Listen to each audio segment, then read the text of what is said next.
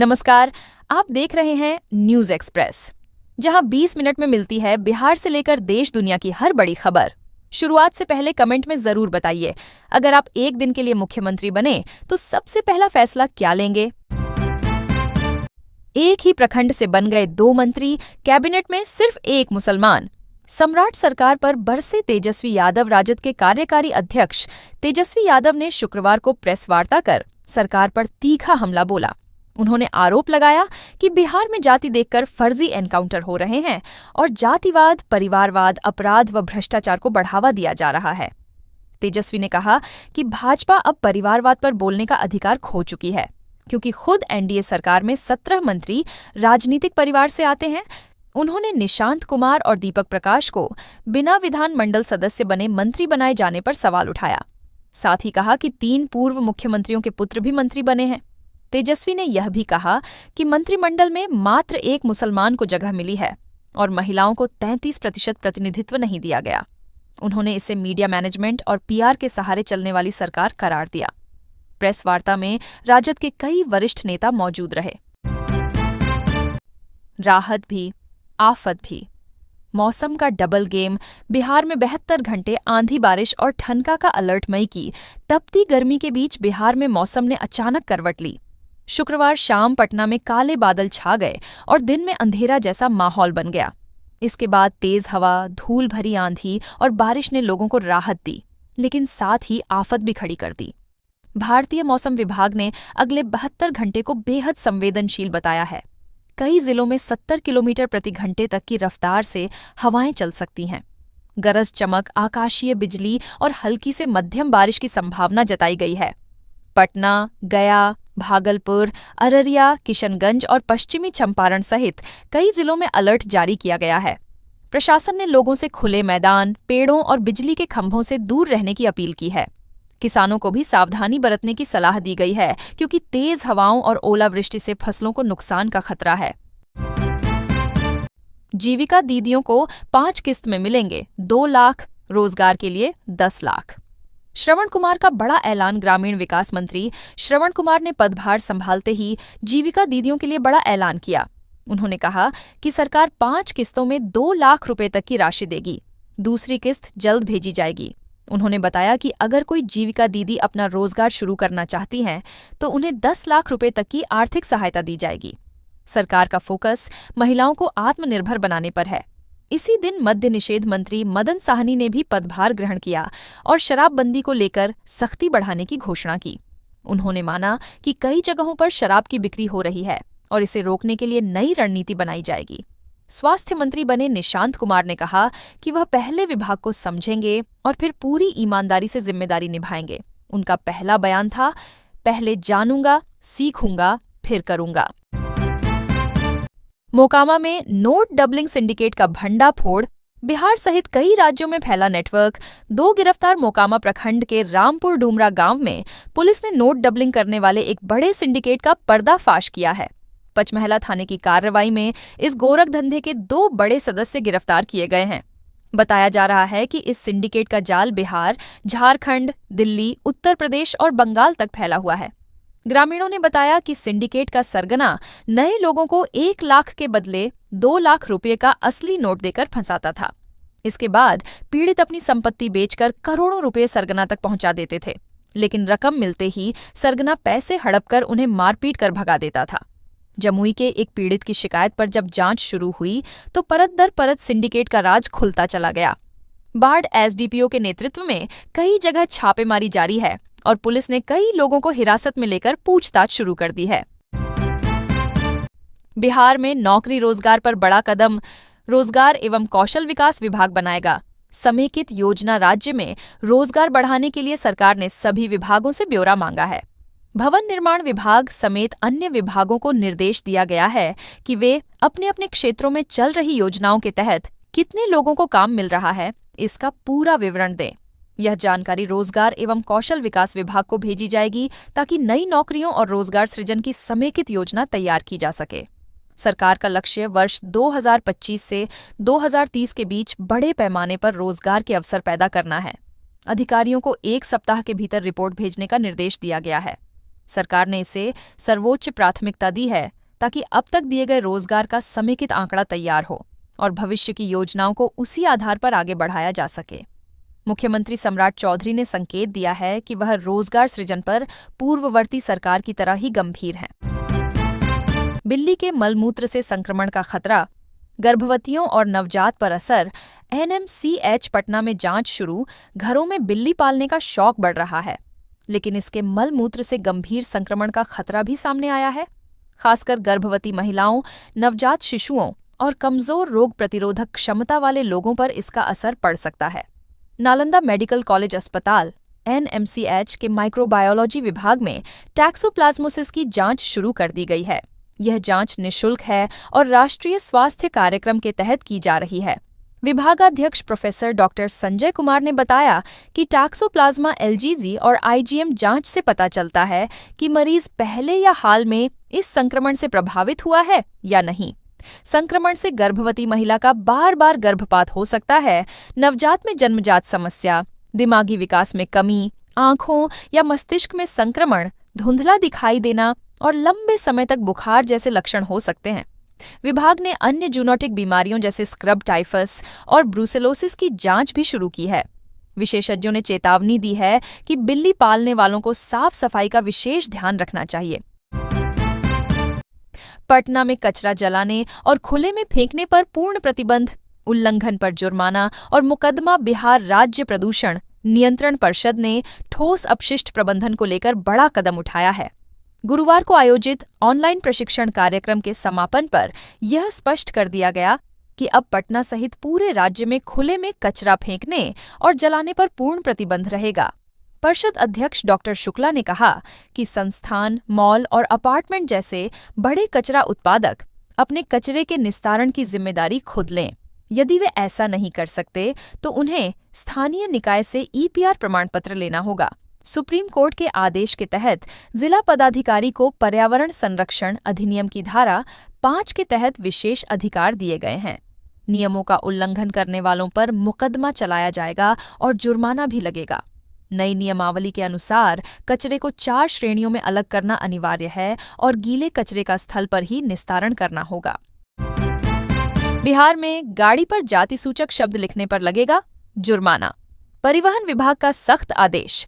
परिवहन विभाग ने स्पष्ट कर दिया है कि अब किसी भी वाहन पर जाति सूचक शब्द लिखे पाए गए तो चालक से 2000 रुपये जुर्माना वसूला जाएगा। विभाग ने सभी वाहन मालिकों को 1 महीने के भीतर ऐसे शब्द या स्टीकर हटाने का निर्देश दिया है। 1 महीने की अवधि समाप्त होने के बाद ट्रैफिक पुलिस विशेष अभियान चलाकर जांच करेगी। मोटर वाहन अधिनियम की धारा 177 और 179 के तहत जुर्माना लगाया जाएगा। साथ ही राज्य भर में करीब 700 स्थानों पर एआई कैमरों से lace intelligent traffic management system लगाने की तैयारी है। इसके लिए जिला परिवहन पदाधिकारियों को स्थल चयन का निर्देश दिया गया है। ट्रैफिक पुलिस की विशेषज्ञता का भी सहयोग लिया जाएगा ताकि दुर्घटना संभावित क्षेत्रों और यातायात घनत्व वाले इलाकों में निगरानी मजबूत हो सके। सीएम सम्राट चौधरी की सैलरी कितनी? बंगला, लग्जरी कार और हेलीकॉप्टर की सुविधा।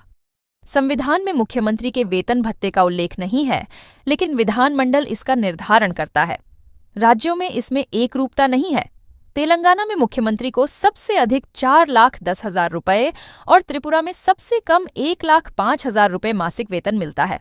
बिहार में मुख्यमंत्री का वेतन 2,15,000 रुपये तय है। वेतन के अलावा मुख्यमंत्री को कई सुविधाएं मिलती हैं। सबसे बड़ा सरकारी बंगला पूर्ण रखरखाव और कर्मचारियों के साथ उपलब्ध कराया जाता है। लग्जरी कारें ड्राइवर और एस्कॉर्ट के साथ रहती हैं। देश प्रदेश में मुफ्त यात्रा की सुविधा और विमान हेलीकॉप्टर भी उपलब्ध होता है। मुख्यमंत्री और उनके परिवार को पूर्ण चिकित्सा कवरेज मिलता है। सुरक्षा स्तर प्राय जेड या जेड प्लस श्रेणी का होता है। सचिव, सहायक और निजी कर्मचारी भी दिए जाते हैं। मुख्यमंत्री और उनके परिवार पूरे देश में सरकारी अतिथि गृहों में ठहर सकते हैं। मुफ्त इलाज, डिजिटल रिकॉर्ड और सुपर स्पेशलिटी पर जोर। स्वास्थ्य मंत्री निशांत कुमार का पहला निर्देश। निशांत कुमार ने शुक्रवार को स्वास्थ्य विभाग का पदभार संभालते ही विभागीय कार्यों की समीक्षा की। उन्होंने कहा कि पिछले 20 वर्षों में बिहार की स्वास्थ्य सेवाओं में काफी सुधार हुआ है और अब इसे और तेज गति से आगे बढ़ाया जाएगा। उन्होंने स्पष्ट किया कि आम लोगों को निःशुल्क और सुलभ स्वास्थ्य सेवा उपलब्ध कराना सरकार की सर्वोच्च प्राथमिकता होगी। भ्रष्टाचार पर सख्त नीति अपनाने और स्वास्थ्य सेवाओं में पारदर्शिता सुनिश्चित करने का निर्देश दिया। मरीजों के इलाज और मेडिकल रिकॉर्ड को डिजिटल करने पर जोर दिया गया। आयुष पद्धति से इलाज कराने वाले मरीजों का भी डिजिटल रिकॉर्ड तैयार करने की बात कही। साथ ही मरीजों से नियमित फीडबैक लेने की व्यवस्था विकसित करने का निर्देश दिया। निशांत कुमार ने सड़क दुर्घटना वाले क्षेत्रों में ट्रॉमा सेंटर और एम्बुलेंस व्यवस्था मजबूत करने पर जोर दिया। आर्सेनिक, फ्लोराइड और दूषित पानी से होने वाली बीमारियों की रोकथाम के लिए लोक स्वास्थ्य अभियंत्रण विभाग के साथ बेहतर समन्वय बनाने की बात कही। उन्होंने कहा कि जिला अस्पतालों में न्यूरोलॉजी और कार्डियोलॉजी जैसी सुपर स्पेशलिटी सेवाएं उपलब्ध कराई जाएंगी, ताकि गंभीर बीमारियों के इलाज के लिए लोगों को बाहर न जाना पड़े।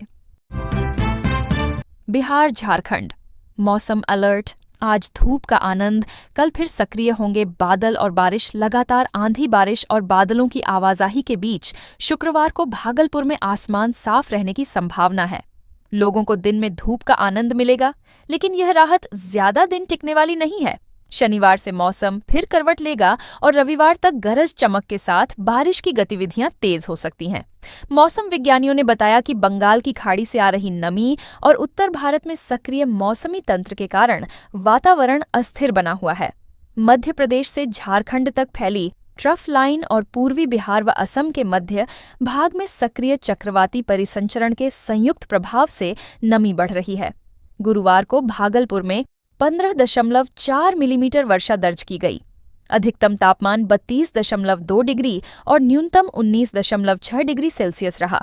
हवा की गति वर्षा के समय 32 किलोमीटर प्रति घंटा थी। वैज्ञानिकों ने कहा कि शनिवार और रविवार को मौसम अधिक सक्रिय रहेगा और गरज चमक के साथ बारिश की संभावना बनी रहेगी। गांव का गैस कनेक्शन शहर में नहीं होगा ट्रांसफर। ससुर की मृत्यु पर बहू के नाम पर नहीं मिलेगा सिलेंडर। घरेलू गैस कनेक्शन ट्रांसफर को लेकर उपभोक्ताओं में भारी भ्रम की स्थिति बनी हुई है।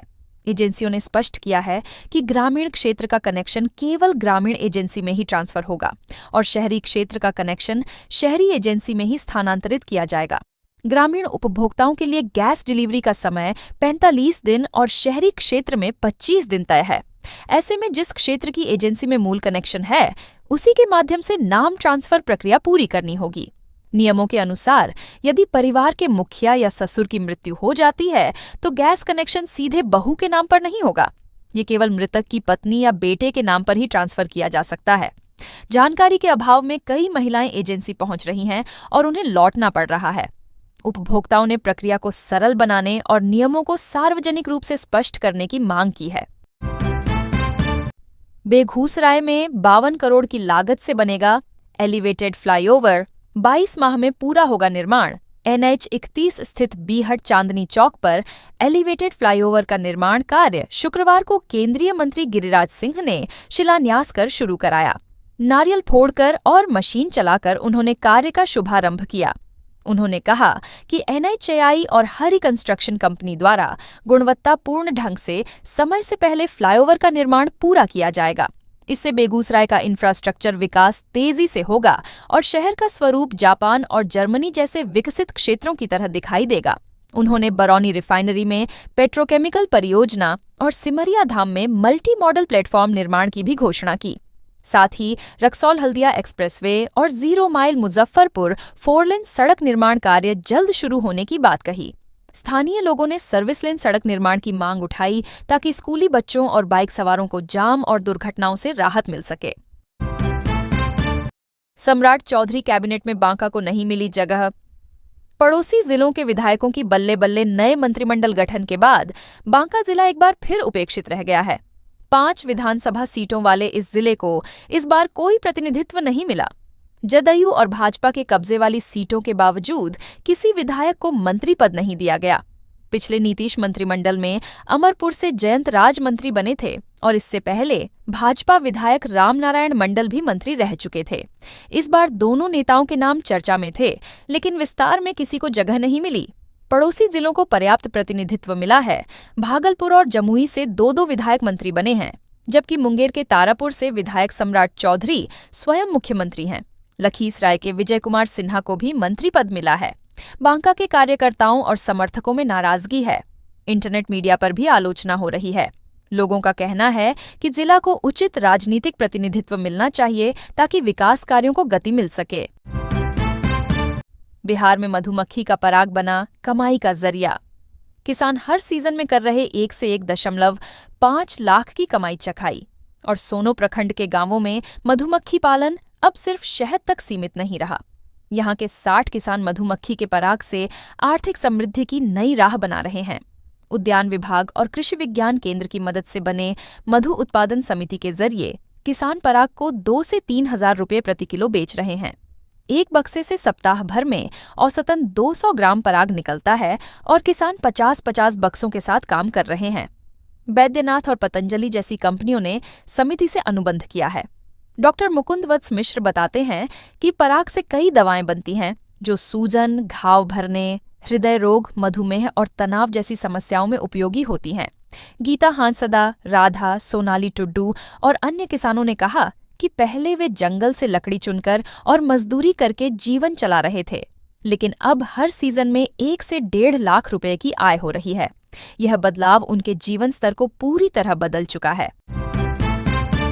श्रेयसी सिंह का शानदार राजनीतिक सफर। गोल्डन गर्ल ने राजनीति में भी साधा निशाना अर्जुन पुरस्कार से सम्मानित और निशानेबाजी में गोल्ड मेडल जीत चुकी श्रेयसी सिंह ने राजनीति में भी सटीक निशाना साधा है। जमुई विधानसभा क्षेत्र से 2020 में पहली बार चुनाव जीतने के बाद उन्होंने 5 साल में कई महत्वपूर्ण परियोजनाएं पूरी की। नवंबर 2025 में नीतीश कुमार के मंत्रिमंडल में उन्हें खेल और आईटी मंत्रालय की जिम्मेदारी मिली थी। अब दूसरी बार मंत्री पद की शपथ लेकर उन्हें खेल और उद्योग मंत्रालय का दायित्व सौंपा गया है। 35 वर्षीय श्रेयसी सिंह का सफर खेल और राजनीति दोनों में चमकदार रहा है। MBA की पढ़ाई करने के बाद उन्होंने पार्टी कार्यों में भी सक्रिय योगदान दिया। उनके पिता दिग्विजय सिंह देश के बड़े समाजवादी नेताओं में शामिल रहे और अटल बिहारी वाजपेयी व चंद्रशेखर के मंत्रिमंडल में महत्वपूर्ण जिम्मेदारी निभाई। श्रेयसी सिंह ने अपने संघर्ष और उपलब्धियों से जनता का भरोसा जीता और राजनीति में भी गोल्डन गर्ल की पहचान कायम की। जीविका का साथ मिला तो बदल गई किस्मत। मोहनिया की प्रमिला ने संघर्ष से लिखी सफलता की कहानी। मोहनिया प्रखंड के बघिनी गांव की प्रमिला कुंवर की जिंदगी जीविका समूह से जुड़ने के बाद पूरी तरह बदल गई। पति की मौत के बाद गरीबी और जिम्मेदारियों ने उन्हें तोड़ दिया था। बेटा बेटी के भविष्य की चिंता और रोजमर्रा की मुश्किलें उन्हें परेशान कर रही थीं। 4 साल पहले जीविका समूह से जुड़ने के बाद उन्हें सतत जीविकोपार्जन योजना का लाभ मिला। दुकान खोलने के लिए 10,000 रुपये की विशेष निवेश निधि मिली और प्रमिला ने दुकान की रैक बनवाई। आज उनकी दुकान से हर महीने 7 से 8,000 रुपये की आमदनी होती है। इसके अलावा बकरी पालन से भी उन्हें लाभ हो रहा है।